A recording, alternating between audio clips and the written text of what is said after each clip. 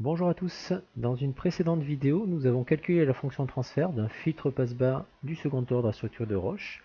Donc nous avions trouvé cette forme-là. Et donc l'objectif, ça va être, l'objectif de cette vidéo, ça va être de tracer les courbes de gain et de phase correspondantes.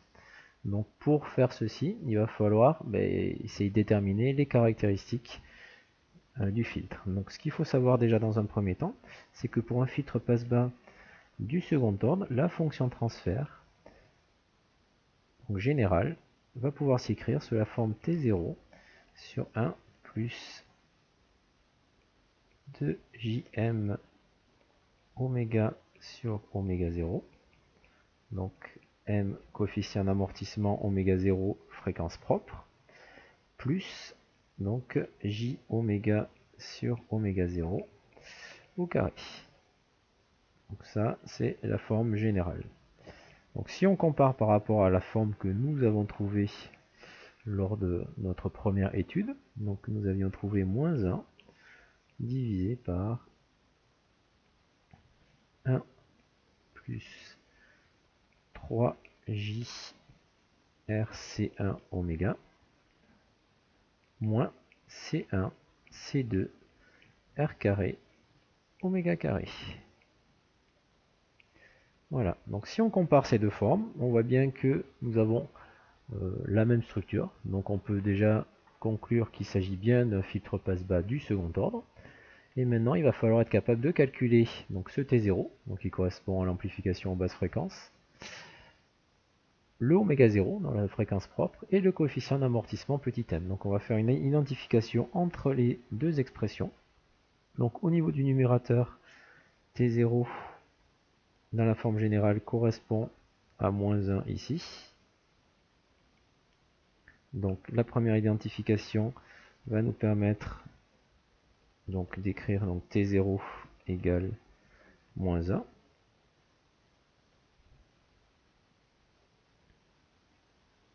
Et donc d'en déduire le gain aux basses fréquences correspondant, donc G0, qui sera égal à 20 log de module de T0 par définition. Donc 20 log de module de moins 1, ça fait 20 log de 1, et donc nous avons un gain aux basses fréquences qui sera égal à 0 décibel. Donc ça, c'est un premier résultat pour notre filtre passe-bas du second ordre. Voilà, donc 0 décibel. Ici, gain aux basses fréquences, vous voyez, donc j'ai bien mis 0 décibel.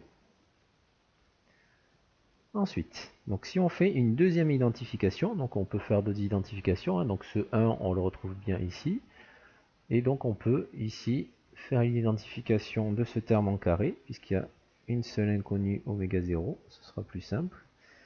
Donc ceci qui sera égal à ce que nous avions trouvé dans notre structure particulière qui correspondait à notre filtre. Donc deuxième identification, nous allons pouvoir écrire donc J oméga sur oméga 0 au carré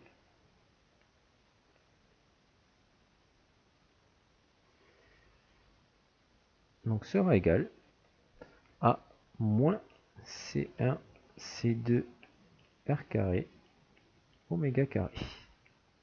Donc si je développe mon J, hein, mon premier terme, ça va faire J carré oméga carré sur oméga 0 carré qui sera égal à moins C1 C2 R carré oméga carré. Voilà, donc là, le J carré, il est égal à moins 1. Donc il va pouvoir se simplifier avec le moins de l'autre côté de l'équation. Nous avons un oméga carré à gauche, un oméga carré à droite, donc ça va simplifier. Et donc au niveau de notre relation, nous allons obtenir 1 sur oméga 0 carré,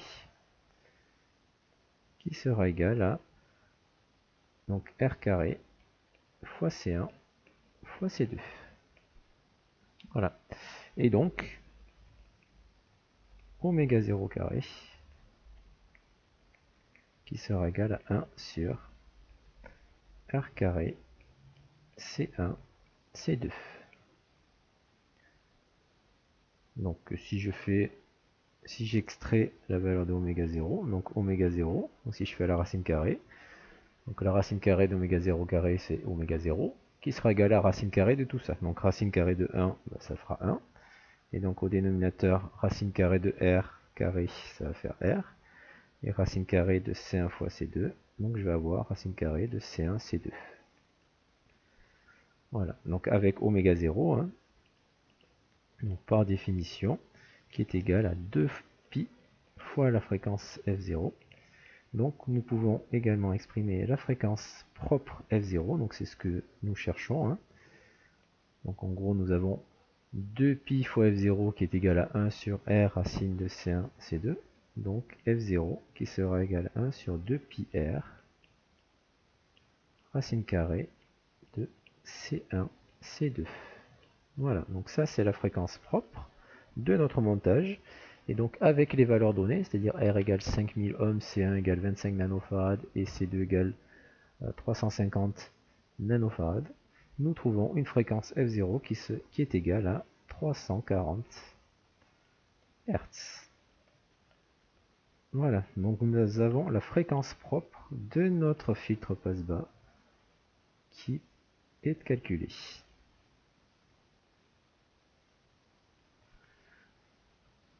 Voilà. Ensuite, donc, nous n'avons pas fini avec nos identifications, hein, puisque nous avons ces termes-là. 2jm oméga sur oméga 0 qui sera égal à 3j r fois C1 fois oméga. Donc ça, je peux éventuellement faire cette identification-là. Hein. Donc ce terme-là, donc je vais le faire en rouge, 2jm oméga sur oméga 0 qui sera égal à 3j r C1 oméga. Donc ça, c'est la troisième identification que nous pouvons faire. Donc je vais l'écrire ici.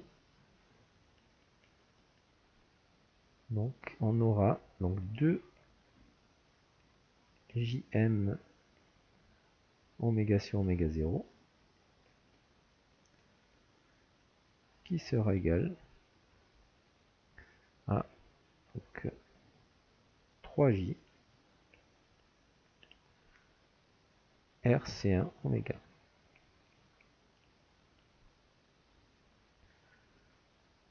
Voilà, donc les termes en j à gauche et à droite vont se simplifier, le oméga à gauche et à droite va se simplifier, et donc on se ramène à une forme, quelque chose sous la forme, donc 2m sur oméga 0, qui sera égal à 3 rc1. Donc si l'objectif c'est de calculer petit m, hein, donc à partir de ceci, on va avoir donc petit m qui est égal à donc 3rc1 donc divisé par 2 fois oméga 0. Et donc si je remplace le oméga 0 que j'ai trouvé ici, hein, donc 1 sur r racine de C1 C2 dans cette expression-là, je vais pouvoir calculer mon coefficient petit m, ou en tout cas déjà dans un premier temps l'exprimer sous la forme, donc petit m ça va être, donc on a un 3,5 fois r fois C1 fois le oméga 0, donc le oméga 0 c'est 1 divisé par r racine de C1 C2. Voilà, donc là de la même façon nous avons r au numérateur qui va simplifier avec le r ici au dénominateur, et donc en haut nous allons avoir C1, donc c'est comme si on avait racine de C1 fois racine de C1. Donc je vais peut-être l'écrire, hein, ce sera peut-être plus simple. Donc on va pouvoir écrire 3,5. Donc le C1, je vais le remplacer par racine de C1 fois racine de C1, pour montrer que la simplification est assez simple. Et le racine de C1 fois C2, je vais le remplacer par racine de C1 fois racine de C2. Voilà, donc ça va nous permettre de simplifier en haut et en bas par racine de C1. Et donc au final, le coefficient petit m, donc je vais l'écrire, donc petit m est égal à 3,5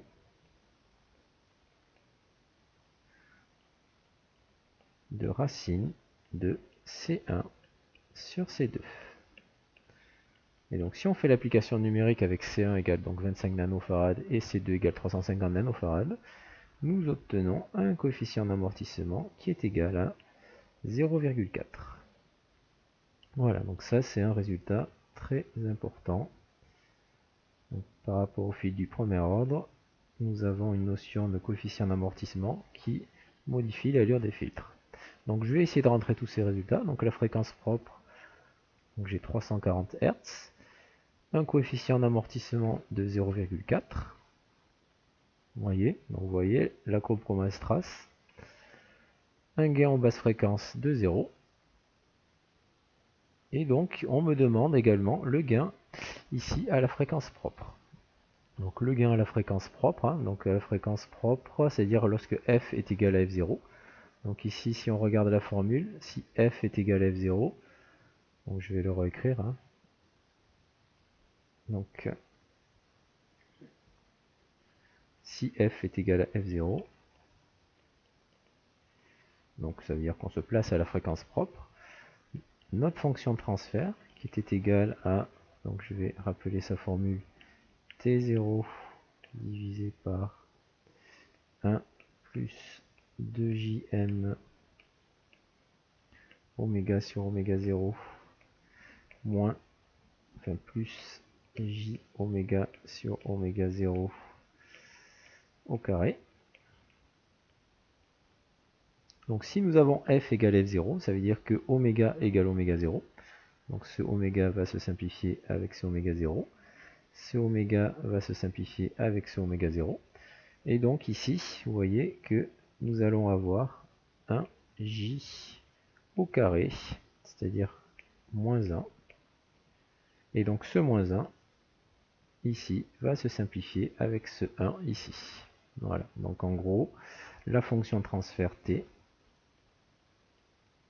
nous allons pouvoir l'écrire sous la forme donc t0 divisé par donc 1 plus 2jm, donc je vais essayer de l'écrire, donc 1 plus 2jm, et donc moins 1 qui correspond au j carré. Donc c'est ce que je vous ai dit, le 1 ici et le moins 1 ici se simplifient, et donc la fonction transfert ici du montage va pouvoir s'exprimer sous la forme t0 sur 2jm. Donc ce qu'on vous demande, c'est le gain à la fréquence propre. Donc le gain qui correspond à ceci. Donc si je le calcule, donc si f égale 0, donc le gain sera égal à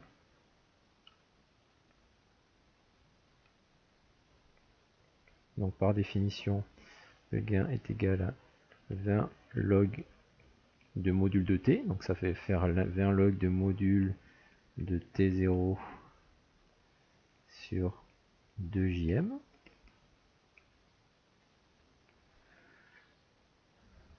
Donc ça va faire 20 log, donc le module de t0, ça va faire valeur absolue de t0. Et le module de 2jm, donc c'est racine carrée de partie réelle au carré, donc 0 au carré, plus partie imaginaire au carré, donc 2m au carré. Donc si vous voulez, je peux l'écrire, donc ça fait racine carrée de partie réelle au carré, donc 0 au carré, plus partie imaginaire, donc 2m au carré. Et donc le gain, ici, à la fréquence propre, va être égal à 20 fois log, donc valeur absolue de t0, puisque t0 vaut moins 1, ça va faire 1. Donc racine carrée de 0 carré plus 2m au carré, sachant que m est toujours positif, ce sera 1 sur 2m. Voilà. Donc le gain à la fréquence propre, donc si je fais le calcul, ça va faire 20 fois log de 1 divisé par donc 2 fois m, c'est-à-dire 2 fois 0,4. Donc ça fait environ 1,94 décibels. Voilà, donc là on a un résultat qui est intéressant. Donc là je le fais par le calcul, hein, donc je peux l'écrire, hein. Donc le gain à la fréquence propre c'est 1,94. D'accord, mais on aurait pu le faire tout simplement à partir de la courbe ici qui a été tracée. Donc je vais faire une vérification, donc je vais me placer ici à la fréquence propre, donc 340 Hz. Et je vais mesurer le gain correspondant. Donc, je vais essayer de bien me placer sur la courbe, voilà. Donc je voyais, j'ai un gain qui est environ égal à 1,9 décibels. Donc ça correspond bien. Donc là, nous avons bien tracé la courbe de gain ici. La courbe de gain en fonction de la fréquence. Voilà, donc on a un petit dépassement ici. Donc à partir du moment où le coefficient d'amortissement est inférieur à 0,707, vous allez avoir un dépassement. Ok. Et voilà. Donc maintenant, au niveau de la phase. D'accord, donc on vous demande la phase aux basses fréquences. Donc votre fonction de transfert ici, T. Donc là, l'objectif, c'est de tracer la courbe de phase. Donc la fonction de transfert ici, donc je vais la réécrire dans la forme générale. Donc T. Donc c'est donc T0 divisé par 1 plus donc plus alors 2jm oméga sur oméga 0. Et donc je vais écrire je vais écrire directement, enfin ou plus j oméga sur oméga 0 au carré. Donc pour étudier la phase de ce montage, donc on vous demande aux basses fréquences, à la fréquence propre et haute fréquence, on va essayer de simplifier dans ces trois cas la fonction de transfert. Donc si f tend vers 0, donc premier cas, donc si f tend vers 0, on va avoir ce terme qui va valoir 0, ce terme qui va valoir 0, donc la fonction de transfert t va pouvoir s'exprimer sous la forme t qui est égal à t0 sur 1, donc t qui est égal à t0, avec t0 qui est égal à moins 1. Ok, donc là nous avons un nombre réel qui est négatif. Donc si je le trace dans un plan imaginaire réel, hein, donc je vais placer ici dans un plan imaginaire réel, donc ce nombre moins 1. Donc c'est un réel qui est négatif, qui vaut moins 1.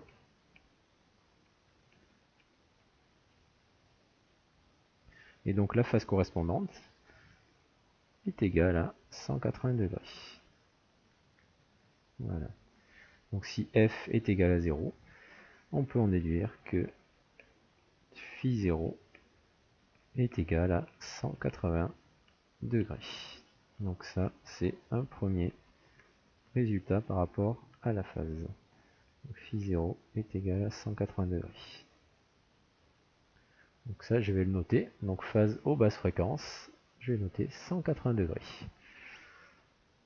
Maintenant, à la fréquence propre. Donc à la fréquence propre, ça veut dire si f est égal à f0. Donc je vais faire le deuxième cas. Si f est égal à f0, alors ma fonction transfert, si je remplace f par f0, donc en gros oméga égale oméga 0, donc je vais avoir une fonction de transfert t qui sera égale à donc, t0 divisé par 1 plus 2jm, donc oméga sur oméga 0 ça fera 1 puisqu'f égale f0, plus j carré. Voilà. Et comme j carré est égal à moins 1, donc j carré ici est égal à moins 1,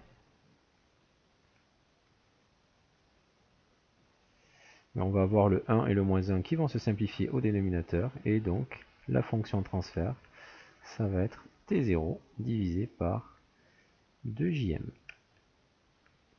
Voilà, et donc la phase phi, donc là ça va être un petit peu plus compliqué, donc la phase phi de notre système, donc ça va être lorsqu'on a un quotient, l'argument du quotient, ça va être l'argument du numérateur moins l'argument du dénominateur. Donc phi, ça va être l'argument, donc le déphasage donc, de T0, moins l'argument de 2JM.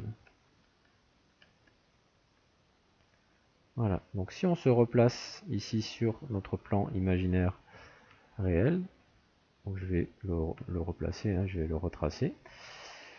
Donc l'argument de 2JM, donc dans un plan imaginaire réel,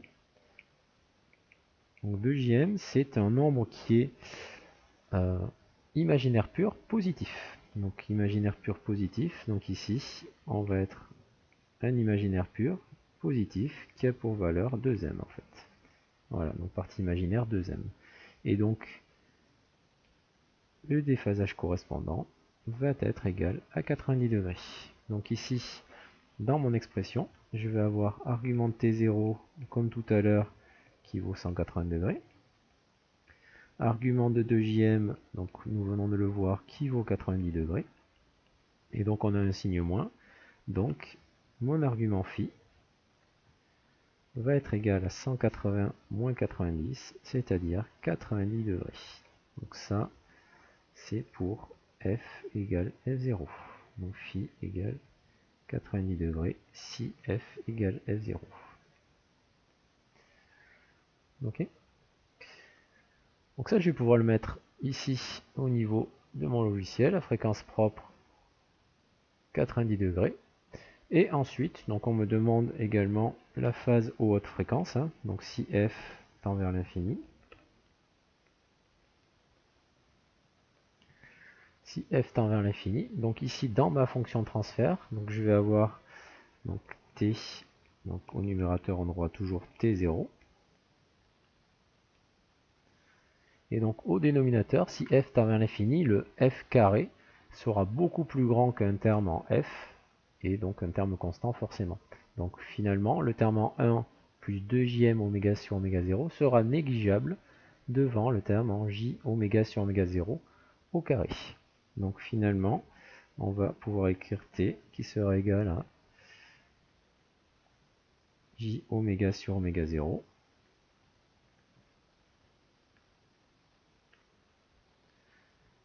au carré.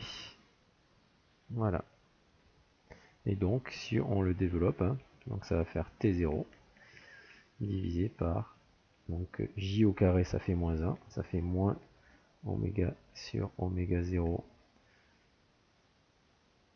enfin oméga carré sur oméga 0 au carré, hein, si je développe. Et donc finalement, ma fonction de transfert t, elle va être égale à, donc si je multiplie en haut et en bas par oméga 0 carré, donc je peux multiplier par oméga 0 carré en haut et en bas. Je vais obtenir t0 qui sera égal à moins t pardon, qui sera égal à moins t0 fois oméga 0 carré divisé par oméga carré. D'accord, donc ce sera un terme très petit, mais ce sera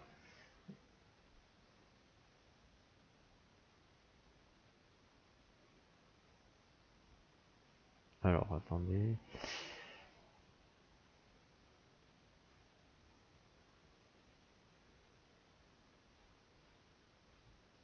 Voilà, donc en fait, finalement, comme le t0 vaut moins 1, donc si je remplace t0 par moins 1, donc je vais avoir une fonction de transfert qui va pouvoir s'écrire sur la forme oméga 0 carré sur oméga carré.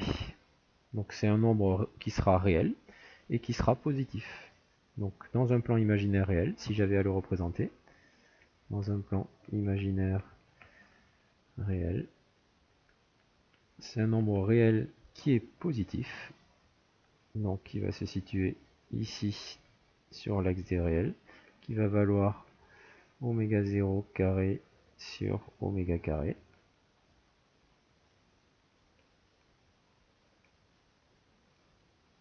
Et donc le déphasage correspondant sera égal à 0.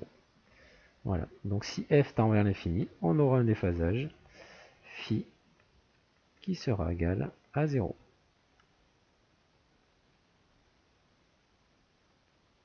Voilà, donc phase haute fréquence, je peux mettre 0. Et donc j'ai bien ma courbe de phase qui s'est tracée et qui varie aux basses fréquences entre 180 degrés jusqu'aux hautes fréquences à 0. Et si je me positionne à la fréquence ici propre de 340 Hz, donc là je vais essayer de retrouver le curseur. Donc vous voyez, on a un déphasage ici qui correspond à 90 degrés au niveau de la fréquence propre. Voilà, merci de m'avoir écouté, et donc dans une prochaine vidéo, nous allons tracer la caractéristique, enfin la tension de sortie du filtre lorsque la tension d'entrée a une allure sinusoïdale avec une fréquence et une amplitude à déterminer. Merci à tous et à très bientôt.